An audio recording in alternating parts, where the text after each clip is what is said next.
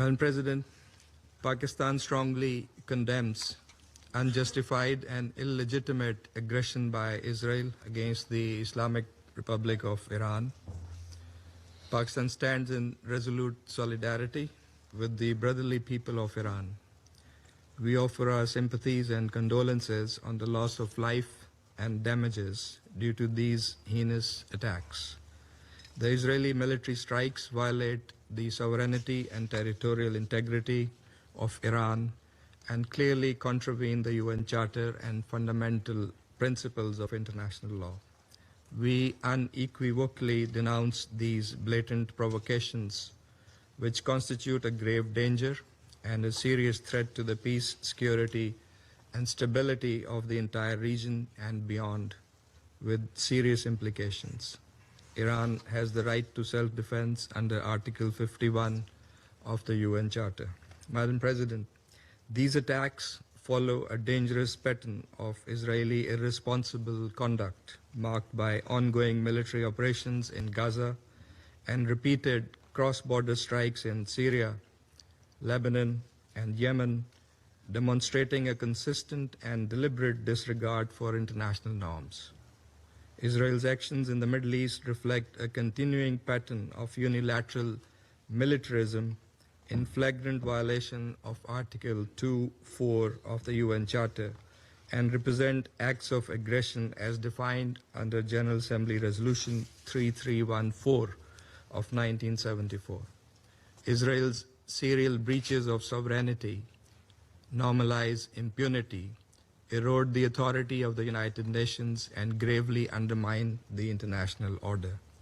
In Syria, Yemen, and Lebanon, Israeli airstrikes have repeatedly targeted sovereign territory, undermining regional stability and exacerbating tensions.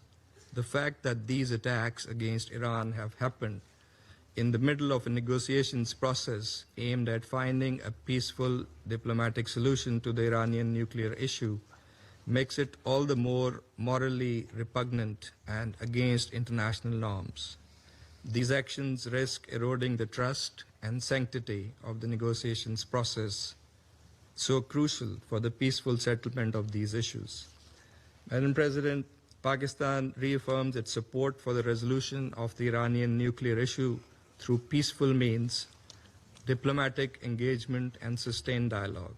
The JCPOA was an outcome of painstaking and arduous yet constructive negotiations. It charted a roadmap to comprehensively address the concerns of the parties involved by clearly defining their relevant obligations and responsibilities.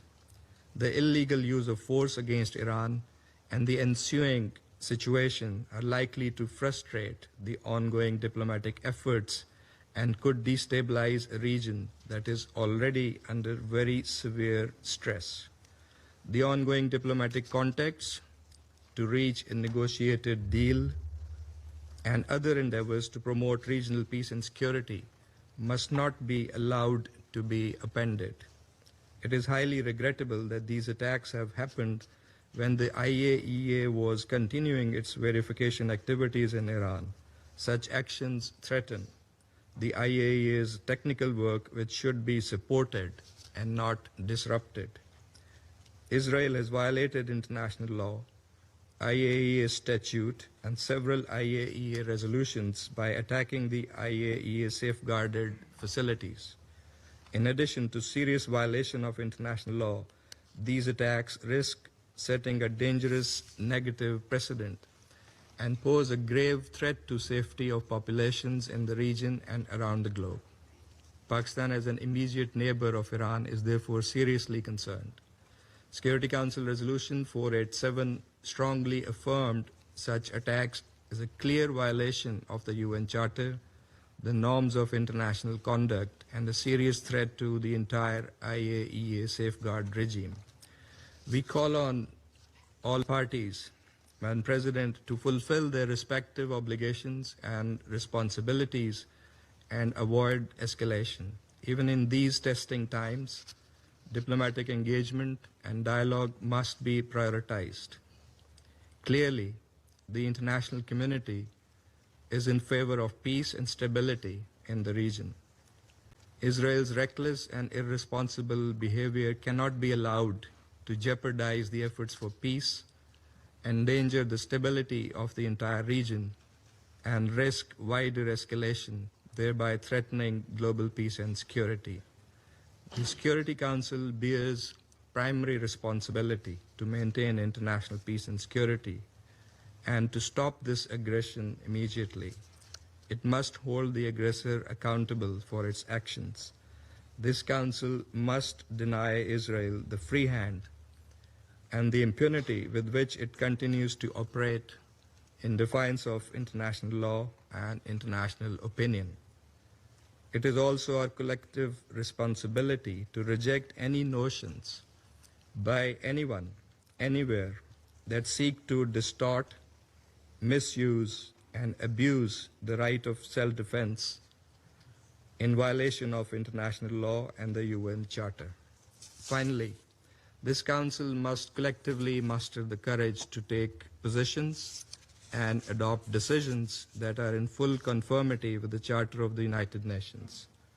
In accordance with its responsibility, the Council should encourage, support, and prioritize dialogue and diplomacy to advance peaceful resolution of conflicts.